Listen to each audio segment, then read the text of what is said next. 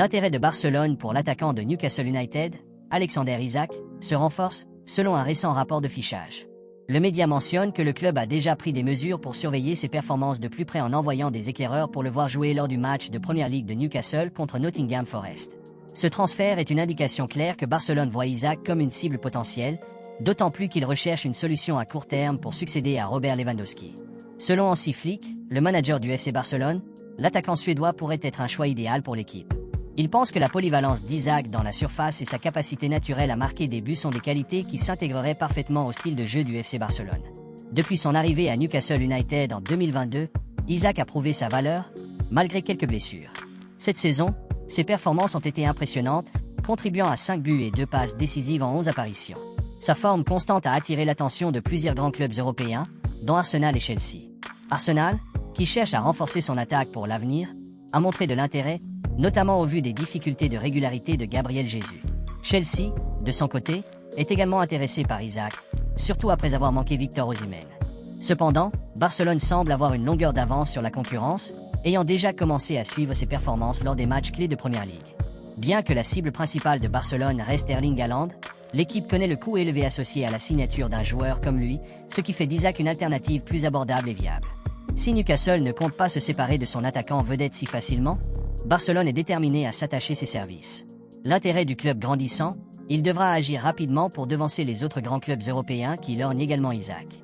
Barcelone surveille de près le défenseur de Nottingham Forest, Murillo, selon une récente mise à jour de Sport. Le joueur serait sur le radar de plusieurs grands clubs, dont le Real Madrid, et cela intervient après que Chelsea et la Juventus ont manifesté leur intérêt l'été dernier, et le propriétaire de Forest n'a pas exclu une vente importante du joueur. Murillo a fait forte impression dès ses débuts au Corinthians.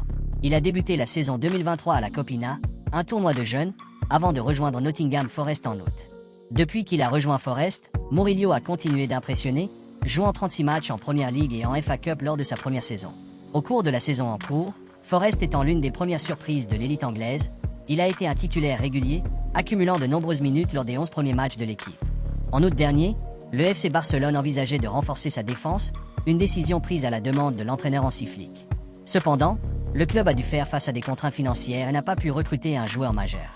Barcelone a envisagé d'acquérir un défenseur central plus expérimenté, comme Jonathan Tah du Bayer Leverkusen, mais son budget limité l'a obligé à étudier également la possibilité de prêter un joueur de Premier League. Même si le FC Barcelone n'a pas encore fait de démarche pour Murillo, il continue de faire l'objet d'un intérêt à long terme. Le défenseur est gaucher, physiquement fort et a fait preuve de courage et d'une grande capacité à récupérer le ballon. Ses qualités techniques sont également remarquables, notamment sa capacité à distribuer le ballon efficacement. Murillo a même fait preuve de polyvalence, avec le potentiel de jouer au poste d'arrière-gauche si nécessaire. Son développement fait de lui un candidat clé pour un club comme Barcelone, qui s'engage à investir dans les jeunes talents pour l'avenir. Le directeur sportif du FC Barcelone, Deco, s'est montré optimiste quant au renouvellement des contrats de joueurs clés comme Gavi et Pedri, mais il reste encore d'autres cas importants à régler, notamment avec Ronald Araujo et Frenkie de Jong. Deco s'est montré prudent quant à leur situation, reconnaissant que des négociations étaient en cours pour garantir leur maintien au club. Il a toutefois souligné que la décision finale appartenait aux joueurs eux-mêmes. L'avenir d'Araujo est un sujet d'intérêt, d'autant plus que le Bayern Munich aurait fait une offre pour le défenseur uruguayen.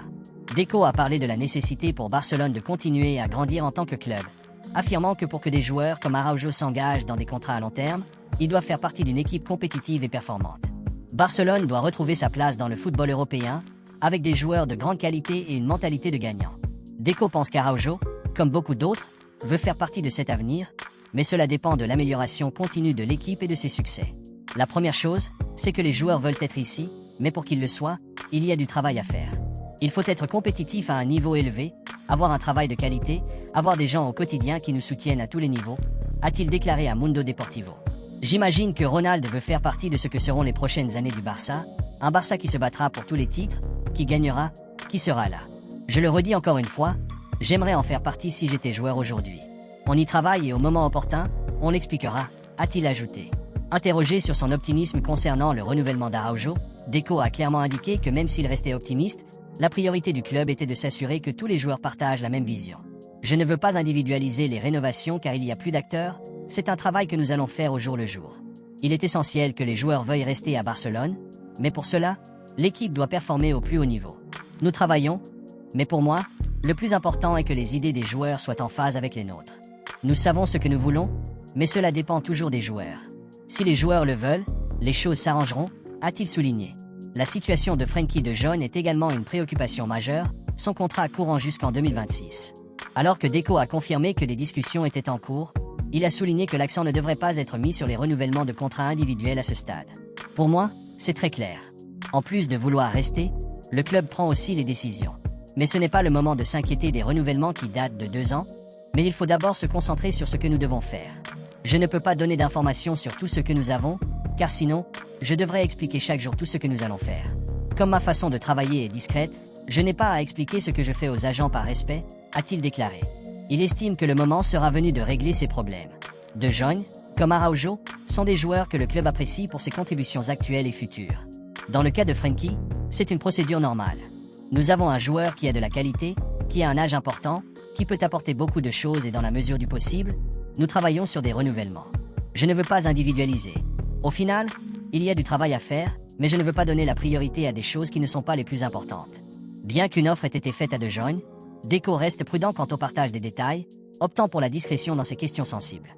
C'est le travail quotidien que nous devons faire. Je ne veux pas individualiser car je pense que ce n'est pas juste pour l'équipe et que ce n'est pas le bon moment, mais le travail est fait, a-t-il expliqué. Deco a exploré en profondeur le sujet de Lamine Yamal, abordant non seulement son talent mais aussi la récente blessure subie par le joueur. Il a commencé par aborder l'éléphant dans la pièce, la blessure de Yamal, et l'état du joueur au moment de l'interview. Je pense que tout a été envoyé à la Fédération espagnole de football. Quand un joueur a un problème physique, les médecins parlent à ceux des fédérations.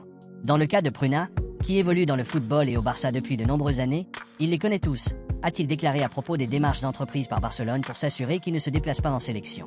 L'ARFEF décide si le joueur doit voyager ou non, et dans le cas de Lamine, après tous les tests qu'ils lui ont faits, ils disent qu'il n'a pas besoin de voyager.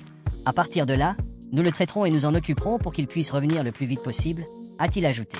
On a ensuite demandé à Deco pourquoi Yamal avait même voyagé avec l'équipe au Pays Basque s'il était blessé, ce à quoi il a répondu.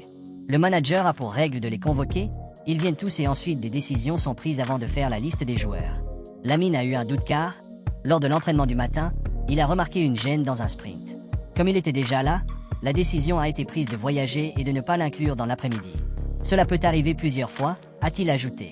Le directeur sportif a ensuite été interrogé sur la possibilité que la capitale catalane perde le joueur dans les années à venir, compte tenu notamment de l'intérêt qu'il suscite dans le monde entier. C'est normal qu'un joueur comme Lamine ou d'autres suscite l'intérêt des clubs, c'est normal. On sait comment est le marché et comment sont les clubs. Lamine est très jeune mais il est très mature pour son âge. J'imagine et je vois qu'il est content d'être ici, a-t-il ajouté. Il a ensuite ajouté que le joueur sait qu'il a ce qu'il faut pour devenir une légende dans le plus grand club du monde et que son départ était donc improbable. Avec tout ce qu'il attend au Barça, j'oserais dire qu'il est très difficile de changer pour un autre club. Un joueur que possède le Barça et qui peut avoir une histoire spectaculaire dans le club, je ne pense pas qu'il le changera pour un autre, mais c'est quelque chose qui nous touche. Nous sommes très contents de Lamine, il doit être valorisé comme les autres et doit construire son histoire, a-t-il expliqué. Finalement, il a transmis son calme sur la situation en tant que directeur sportif et a assuré que tout était sous contrôle. Nous sommes sereins, il n'y a pas d'inquiétude à ce sujet mais le club doit faire ce qu'il doit faire. Il n'y a rien d'autre. Autant il y a de contrats et de clauses, autant le plus important est que les joueurs se sentent heureux et à l'aise et qu'ils veuillent écrire l'histoire du club, c'est la chose la plus importante, a-t-il conclu. Enfin, Deco a abordé le sujet de la comparaison de Yamal à Messi et si cela faisait plus de mal que de bien aux joueurs de le placer sous une telle pression. Je ne pense pas que le comparer à Léo soit un problème pour lui, mais une fierté pour lui. Je ne sais pas si c'est bien ou mal, cela dépend de lui. Il grandit et je ne vois pas cela comme un problème, a-t-il déclaré. Au final, chacun a sa propre histoire, il n'y a pas de comparaison. Mais je comprends qu'au Barça, on fasse des comparaisons entre les joueurs, le football est toujours comme ça, a-t-il ajouté. Mais il a également admis que le jeune homme était unique à sa manière et qu'il allait ainsi se tailler une place à part dans l'histoire. Mais Lamine est unique, c'est sa vie, il a son histoire de vie et la seule chose qu'il a c'est la coïncidence d'être dans le même club que Léo et d'être précoce dans son apparition bien que dans des situations différentes. Parlant des différences entre les rôles de Messi et Yamal à Barcelone, il a déclaré qu'il y avait une grande différence dans la situation du club entre le moment où les deux joueurs sont devenus célèbres. Léo est arrivé dans un club et est entré dans une dynamique d'équipe plus structurée et Lamine participe à une révolution, à une reconstruction du club. Ce sont des moments différents, a-t-il conclu. Laisse un like et abonne-toi pour plus d'actualités Barça. Merci à ceux qui s'abonnent, qui likent et commentent quotidiennement. Merci pour la force.